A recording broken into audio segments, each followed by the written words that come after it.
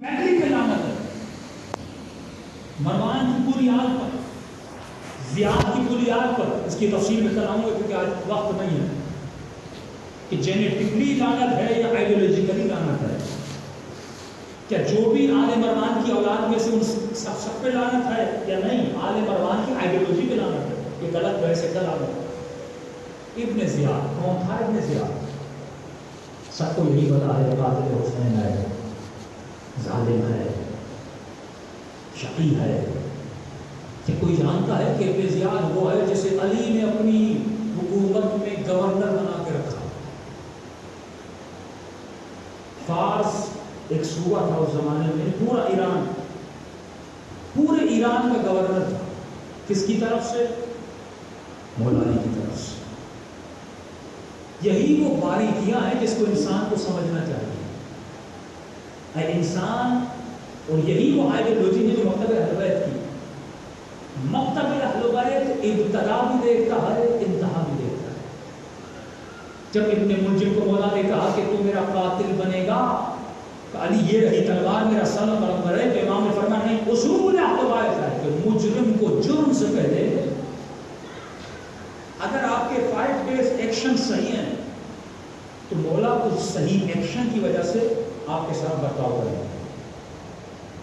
لیکن زندگی کے 20 ڈیز کے بعد آپ کے ایکشن غلط ہیں تو پھر فیصلہ بھی وہی ہوگا. کون ابن زیاد؟ اب سنیے کہ شیطان آپ کی فکر پہ کام کیسے کرتا ہے. ایک دن میں کوئی ابن زیاد نہیں بنا، ایک دن میں کوئی شمر نہیں بنا. ہاں یہ سچ ہے کہ یہ صحابی تھے، رسول کا ساتھ دیتے تھے، جنگوں میں ساتھ دیا، دل سوچتے، سب کچھ تھے. ایک دن میں کوئی قاتل زہرا نہیں بنا. یہ نہیں کہ یہ پہلے دن سے برے تھے، نہیں. ایک صفت، ایک انسان کی ویک پوائنٹ، کمزوری، اس کو شیطان بنا دیتی ہے. اور یہ کمزوری میرے اندر بھی ہو سکتی ہے، آپ کے اندر بھی ہو سکتی ہے. سوال یہ ہے کہ اپنی کمزوری کو پہچان. جہاد اکبر، جہاد نفس یہی ہے کہ تو اپنی کمزوریوں کو پہچانے کہ تیرے وجود میں ویک پوائنٹ کون سی ہے جس کو شیطان یوز کرے اور تجھے قاتل بنا دے، تجھے مجرم بنا دے، تجھے اہل بیت کے مقابلے میں لا کے کر، تجھے خدا کے مقابلے میں کھڑا کر دے. وہ کمزوری شیطان کے اندر بھی کمزوری تھی. ابلیس خلقت خدا کے بعد بڑے بڑے مقام کے بعد ایک کمزوری اس کے نفس میں سے دبا کی. ابن زیاد گورنر علی ابن ابی طالب، امیر شام نے خط لکھا معاویہ ابن ابی سفیان. ابن زیاد میرے لشکر میں آیا، ہوشیار تھا، سیاس تھا، ہینڈل کرنا جانتا تھا کہ حکومت اور گورننس کو کیسے چلانا ہے، لوگوں کی مینٹلٹی کو سمجھ کر ایکشنز لیتا تھا. کبھی کامیاب گورنر تھا. تو معاویہ جتنے بھی ہوشیار لوگ جو اپنے پاس جاتا تھا علی سے لے لے. تو کہا کہ میرے لشکر میں آ جاؤ، آج وقت نہیں ہے، کل اگر رہا تو عربی میں اس کا خط میں آپ کی خدمت میں لاؤں گا. اس نے خط لکھا معاویہ کہ اے معاویہ وابن الاحزاب، اے جنگوں کی پیدائش والے، وابن النفاق، اے نفاق کے خاندان کی پیدائش. میں نہیں کہہ رہا، ابن زیاد کہہ رہا ہے. کہ وابن آکلۃ الاقباط، اے جگر چبانے والی کھانے والی کے بیٹے، تم مجھے کہتے ہو کہ میں علی کو چھوڑ دوں. کہ تیرے درمیان اور میرے درمیان کون ہے؟ وابن عم الرسول، رسول کا چچا زاد بھائی، وہ جو تلواروں کے سائے میں فضائل علی بیان کر رہا ہے، وہ جو تلواروں کے سائے میں سویا، وہ جو ٹوٹی ہوئی تلوار کے ساتھ لڑا، اس نے نبی کا ساتھ دیا، جو شوہر ہے اس کا ساتھ دیا، جو عدالت پر ہے، جو حق پر ہے. یہ خط لکھا معاویہ. آپ کو ایسے لگے گا جیسے کوئی علی کا مولائی، جیسے کوئی مالک اشتر علی خط لکھ رہا ہے. کیا ہوا؟ یہ حسین ابتدا ابن زیاد ہے. سنہری زندگی کے لمحے ہیں ابن زیاد کے، اور یہی ابن زیاد شقی بنتا ہے اور شقی بنتا ہے اور حسین کے سر کو چھری مارتا ہے. یہی ابن زیاد خط لکھتا ہے ابن سعد کو کہ حسین کو قتل کرنے کے بعد حسین کی لاش پہ گھوڑے دوڑانا. اتنی شفاعت کہ انسان مر گیا اس کے جسم سے بھی بدلا، کہ جسموں کو بھی ایسے نہیں چھوڑنا، گھوڑے دوڑانا. کہ پہچاننے میں نہ آئے کون سا جسم کس کا جسم. خیموں کو آگ لگا دینا. ایک طرف ایسا انسان, دوسری طرف آپ کو سمجھ نہیں آئے گی. یہ وہ زندگی کے لمحات ہیں جس میں انسان کو سوچنا ہے آج میں ایسا ہوں, کل میں کیسا ہوں گا. خوف کرے انسان اپنے کل سے. اگر میں نے اپنی ویک پوائنٹ کو نہیں پہچانا بن سکتا ہوں. ویک پوائنٹ کیا تھی؟ لوگ اس کو کہتے تھے ابن زیاد. زیاد یعنی زیادہ باپوں کا بیٹا. جس کے باپ کا پتہ نہ ہو اسے عرب کہتے تھے ابن. اور عرب میں اگر کسی کو ماں کے نام سے پکارا جائے یہ عرب میں توہین تھی. یعنی کسی کو ذلیل کرنا چاہے, کسی کو گالی دینا چاہے تو اس کے ماں کے نام سے پکارتے تھے. کبھی ادب کے لیے بھی ہوتا تھا لیکن اکثر توہین کے لیے. اس کو کہتے تھے, یہ زیارت عاشورہ میں بھی ہے نا, وابن مرجانہ. کس پر لعنت ہو؟ ابن مرجانہ پر. کس کا بیٹا؟ مرجانہ پر. یہ اس کی ویک پوائنٹ. کوفے والے, دنیا والے اس کو یہ تانا دیتے تھے کہ تیرے باپ کا پتہ نہیں, تو ماں کا جایا ہوا ہے, معاشرے کو نہیں پتا تیرا باپ. یہ اس کی ویک پوائنٹ. اس کو چڑ لگتی تھی, اس کو غصہ آتا تھا. اس کی زندگی کا سارا ٹینشن یہ تھا کہ یہ دھبا مجھ سے ہٹ جائے, میں بتا سکوں کہ میرا باپ کون ہے. معاویہ نے اس کا حل ڈھونڈ لیا. امیر شام نے خط لکھا کہ برادر عزیز ابن زیاد, تیرے لیے خوشخبری ہے کہ میں نے تیرے باپ کا پتہ لگا لیا. آج کے بعد تو اپنے باپ کے نام سے جانا جائے گا. پریشان ہوا تو میرے باپ کا پتہ چل گیا. سمجھے کوئی یتیم بچہ ہو, اسے کوئی کہے کہ ہمیں تمہارا باپ مل گیا, پتہ چل گیا کہ تم کس کی پیدائش ہو یا تمہارا والد ہو, کا باپ کا پتہ چل گیا. اس نے نیچے لکھا ابن زیاد سے اپنا زیاد ابن ابی سفیان, کہ تو اور میں دونوں بھائی ہیں. تم تو میرا بھائی ہو, تمہارا رشتہ تو مجھ سے. تو عرب میں ابو سفیان بھی سمجھے قبیلوں کا ایک سردار کا ریس تھا, جس کا آدھا پتہ نہ ہو, اچانک پتہ چلے میرا باپ کو سردار ہے. یہ تو اور خوش ہوا. اس نے اسی وقت حکومت کو چھوڑا اور کس کے لشکر میں چلا گیا؟ معاویہ کے لشکر میں چلا گیا. اور پھر اس صحبت میں رہ کر تو شیطان ایک رات میں کسی کو کافر نہیں بناتا. معاویہ اس پہ کام کرتا رہا, سلولی جس طرح دیمک لگتی ہے لکڑی کو, اس طرح شیطان تمہاری کمزوریوں کو ڈھونڈتا ہے اور اس پہ اتنا کام کرتا ہے کہ ایک دن شیطان کہتا ہے جب تک اس کی سانس اس کے جسم سے نہیں نکلتی تب تک کوشش کرتا ہوں اس کو دشمن پروردگار عالم بنا دوں. تو انسان اپنی ویک پوائنٹ کو تلاش کر. ویک پوائنٹ کو کیسے تلاش کرے؟ معصوم ایک حل بتاتے ہیں, فرماتے المؤمن مرآۃ المؤمن. مومن کا آئینہ ہے. اے جوان, آدھا گھنٹہ آئینے کے سامنے کھڑے ہو جاتے ہو, کبھی بالوں کو بناتے ہو, کبھی داڑھی کو بناتے ہو. یہ خواتین اتنی بڑی ڈریسنگ ٹیبل لگاتی ہیں, بڑے بڑے آئینے ہیں, میک اپ کرتی ہیں, آئینے میں اپنا چہرہ دیکھتی ہیں, بالوں کو بناتی ہیں. یہ جوان کھڑا ہو جاتا ہے کہ تم نے آئینہ کیوں رکھا؟ مولانا چہرہ بنانا ہے, چہرے پہ کوئی گندگی نہ ہو. مولانا فرماتے ہیں ارے یہ آئینہ تو جسم کو دیکھنے کا آئینہ ہے, جو جسم کے میلے پن کو دکھاتا ہے, جو جسم کے اوپر سیاہی کو دکھاتا ہے, جو جسم کے اوپر گندگی کو دکھاتا ہے.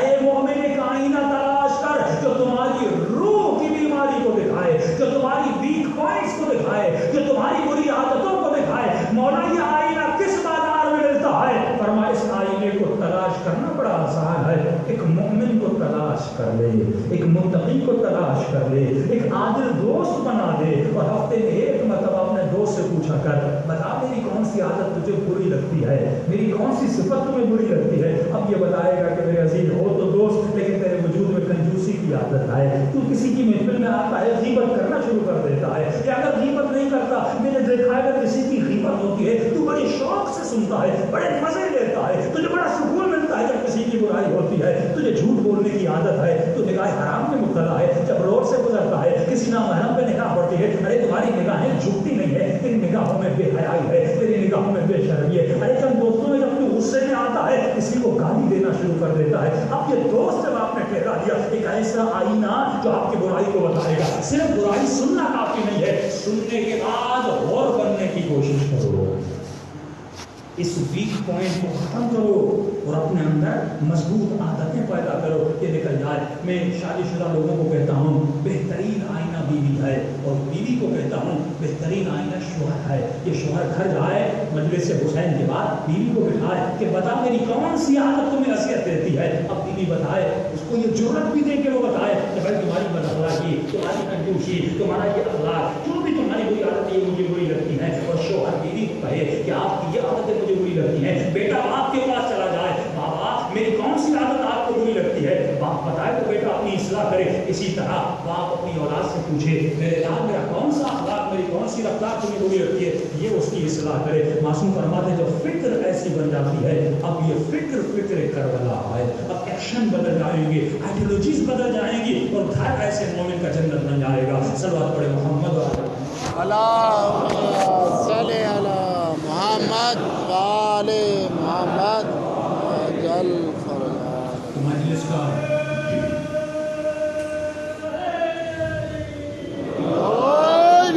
مقصد حسین بھی یہی تھا کہ انسان کبھی بھی دشمن کے سامنے اپنی کمزوری کو ظاہر نہ کرے. کہ دشمن کو کمزوری کا پتہ چل رہے بڑی آسانی سے مجھے شکست دیتا. یزید نے بڑی کوشش کی, کوئی ایک تو حسین کی کمزوری ہوگی جس سے میں حسین سے بیعت لے سکوں. کسی کو مال سے محبت, کسی کو جسم سے محبت, کسی کو اولاد سے محبت. کربلا میں حسین نے سب کچھ لٹا دیا اور یہ بتایا کہ حسین کی کوئی کمزوری نہیں ہے. اصل حسین کی کمزوری ہے غیرت اللہ, دین خدا پر آنچ آ جائے حسین برداشت. ایک ہندو لکھنے والا لکھتا ہے کہ کربلا جب پڑھتا ہوں مجھے تعجب ہوتا ہے وہ کیا تھا کہ حسین نے لٹایا نہ ہو. مال لٹا دیا, سب سے عزیز ہوگی انسان کی جان. حسین نے کربلا میں جسم کو بھی قربان کر دیا. اس کے بعد انسان کو محبت ہوتی ہے اپنے بچوں سے. 6 مہینے کے اصغر سے لے کر 18 سال کے اکبر کو قربان کر دیا ہے. بھائی پیارا ہوتا ہے, اور بھائی اگر عباس جیسا ہو تو وہ کتنا پیارا ہوتا ہے. نظروں کے سامنے حسین نے عباس کے کٹے ہوئے بازو اٹھائے, اس کو بھی قربان کر دیا. اتنی مضبوطی حسین کے ارادے میں. اور کربلا کا ایک لکھنے والا لکھتا ہے لشکر یزید سے, کہتا ہے جب شمر حسین کے سینے پر سوار تھا میں دیکھ رہا تھا حسین کا سر خاک کے کربلا ہو جائے.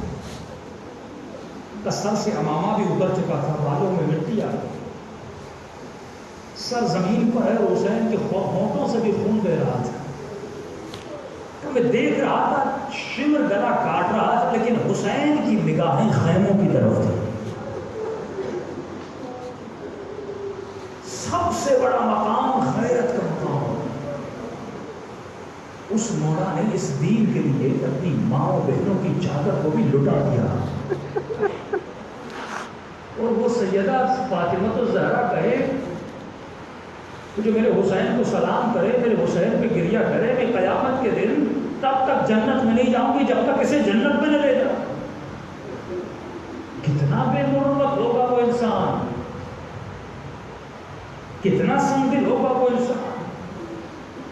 ہمارے استاد اخلاق کہتے تھے کہ انسان کیا تجھ میں جرت ہے اتنے گناہ لے کر جائے کہ سیدہ تیرے لیے کھڑی رہے. تو ایسا ہو تو بیوی کی سخاوت ہے جو بول رہی میں کھڑی رہوں گی. تو ایسا کردار بنا کہ بیوی کو ایک لمحہ بھی قیامت کے میدان میں کھڑا نہ ہونا پڑے. خدا خود کہے کہ سیدہ تیرے حسین کے شیعہ ہے ہی ایسے. اسی لیے سیدہ فرماتی ہے کثرت سے میرے حسین کو سلام کیا کرو. یہ سلام ٹھنڈک ہے سیدہ کے دل کی. دلوں کو کربلا لے جائیں اور سلام کریں اس غریب امام کو جس کو اس پورے سفر میں کسی نے سلام نہ کیا. السلام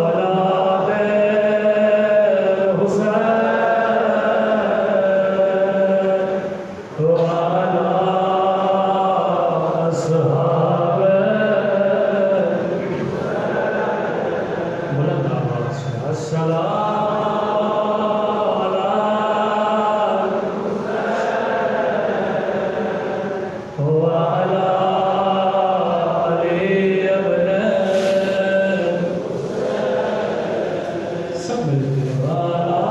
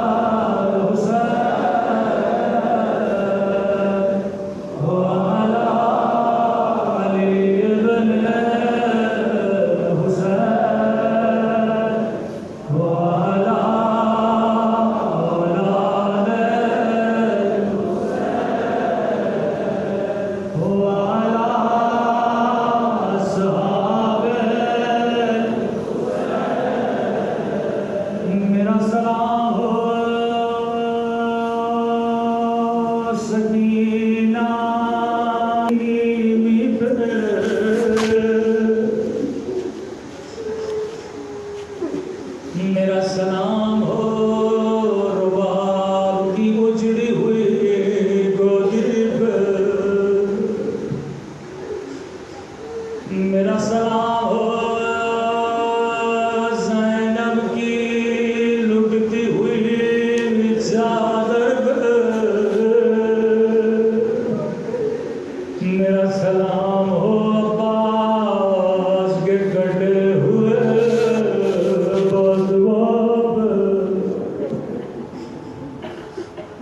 अजीज़ आज करबला में माँ की गोद आबाद है, आज रुबाब की गोद में अली असगर मौजूद है, आज हुसैन की गोद में सकीना मौजूद है। लेकिन कुछ ही दिनों के बाद